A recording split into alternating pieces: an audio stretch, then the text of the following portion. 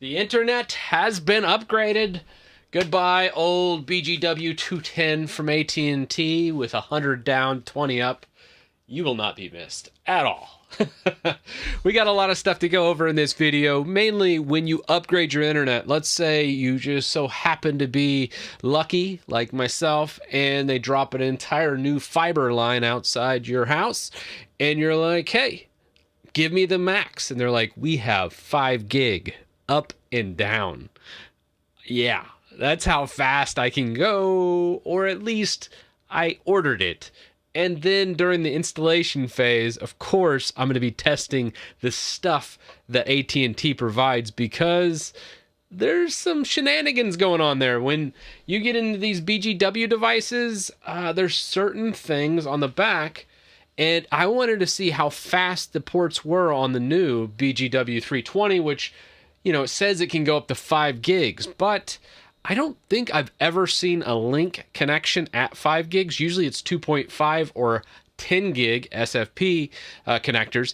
And, well, let's just say I'm not wrong in my thought process. And when I started testing their new equipment from AT&T, they may be doing some false advertising, and I'm going to put some stuff up on the screen so you guys can see. But first, I'm going to turn you over to the rack here, because it is pretty darn awesome.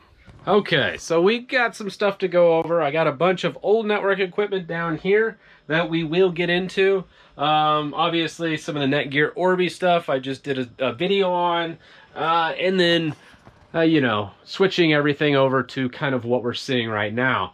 Now, you can see I've switched out this top box. This used to be Ubiquiti USG. I switched to the Orbi system for a bit, and now we're on Ubiquiti Dream Machine Special Edition because of this right here. We can actually do WAN SFP 10 gig connection. This right here is a 2.5 that it's plugged into right now. And then we also have a traditional, just a simple SFP straight fiber. Obviously, when doing 10 gig, I would prefer never to use Cat 5, mainly because Cat 5 gets a lot hotter. So when you touch these, you will literally see they can get a little hot to the touch. If you do have to put Cat 5e into a networking switch, I'd recommend never stacking them or putting them side by side, because the heat can interfere. So I will always space these out when not using a traditional SFP, because the fiber does not get hot at all. The other mistake I see all the time in networking too, why we're over here, is people daisy chaining switches. You notice how this switch does not connect with this switch. Everything should feed back into a centralized distributive switch. Typically, these would be like a layered switch. You'd usually have your simple layer one over here, like maybe a layer 2, and then for the distribution, you'd have like a full 10 gig, and then that would feed into your actual gateway. However, this gateway, the Steam Machine Special Edition, is going to act as my distribution switch into our lesser switches, or just basic layer 2s, which I'm about to probably switch out these Microtechs. I will say the Microtech is a very affordable option, so if you don't have much money and you're on a budget and you want to do 10 gig, they're not a bad option, but I'm about to switch these out to something a little bit nicer, and I'm going to go into that a bit more.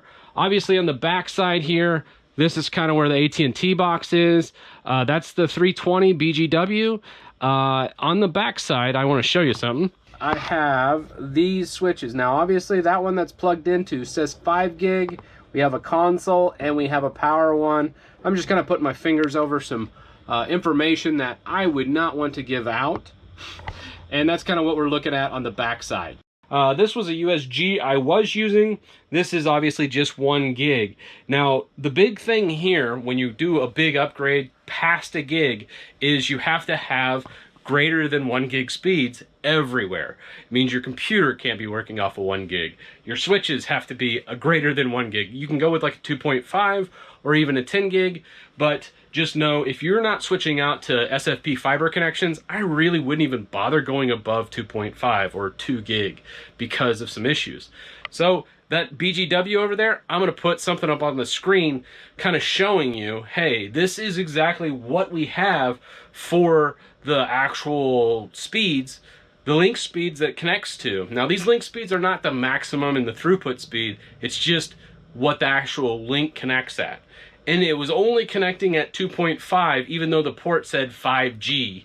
And that 5G port, both in SFP and also on the Cat 5, or actually it was Cat 7 I had plugged into it, into a 10 gig card into a computer direct, it was still only connecting at 2.5. So in this instance, even though I ordered 5 gig internet, since the link speed was only 2.5, it'd be a complete waste to go with that 5, so that's why I downgraded to the 2.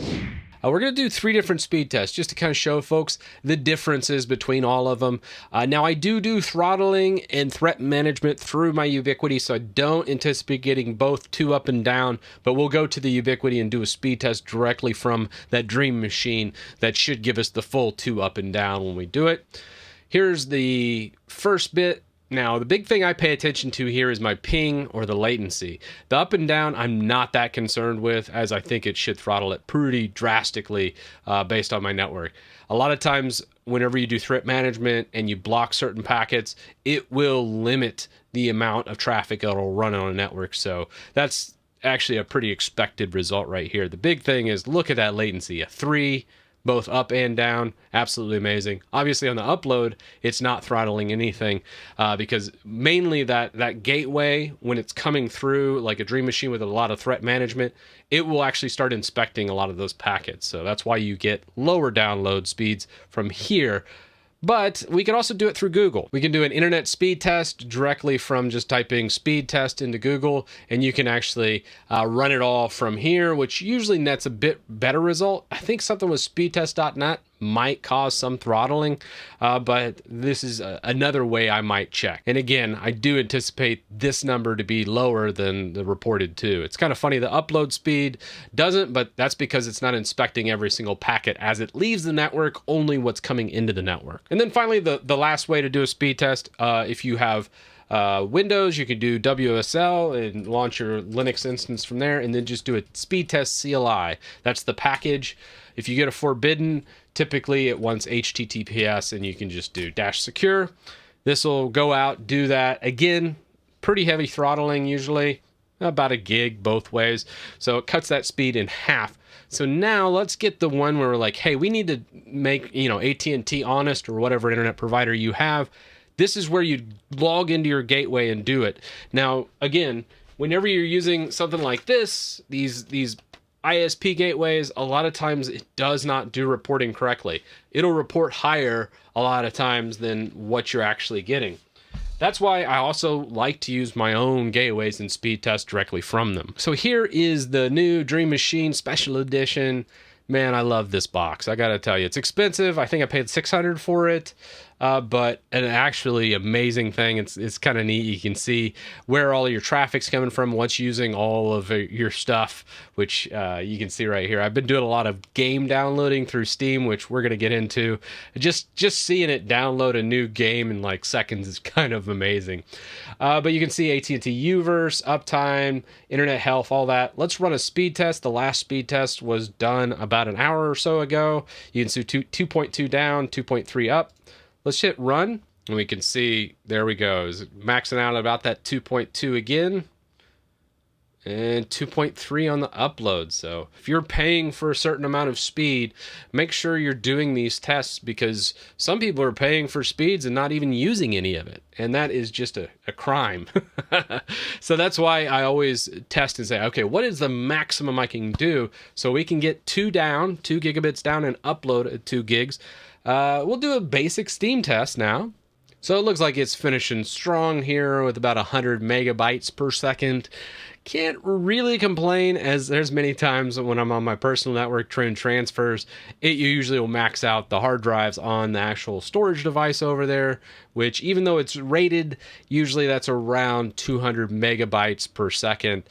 So a lot of times I won't even max out the 2 gigs or 2 gigabits that AT&T's given me. All right, with Dark Souls done, let's move over to our command line, and we're just going to do a wget of the Arch Linux ISO. This is a Dallas server hosting this ISO. It's about a gig in size, but we should see a little bit faster transfer rates because it should grab the latest and greatest. So let's go ahead And we're going to grab the ISO for the Arch Linux and the Dallas server. Let's copy this link address, and then we'll wget this. See what we get on the transfer rates here. Looks like it's maxing out again around that 100 megabyte. I would say I probably should do some more optimizations on my network, possibly dial back some of my threat management or package management I'm doing, but still pretty awesome to see downloading pretty much an entire operating system in about 15 seconds or 16 seconds. Let's download Windows now. And there we go. It looks like it's popping off pretty good now with it having about 20 seconds. Let's see, 5.5 gigs.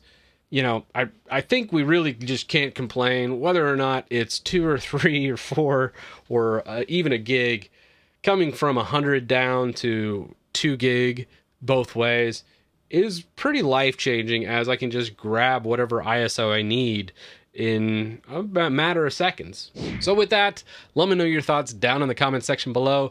Big shout out to all the members that join me down in the join button, and also that help support me over on christitus.com. And I'll see you in the next one.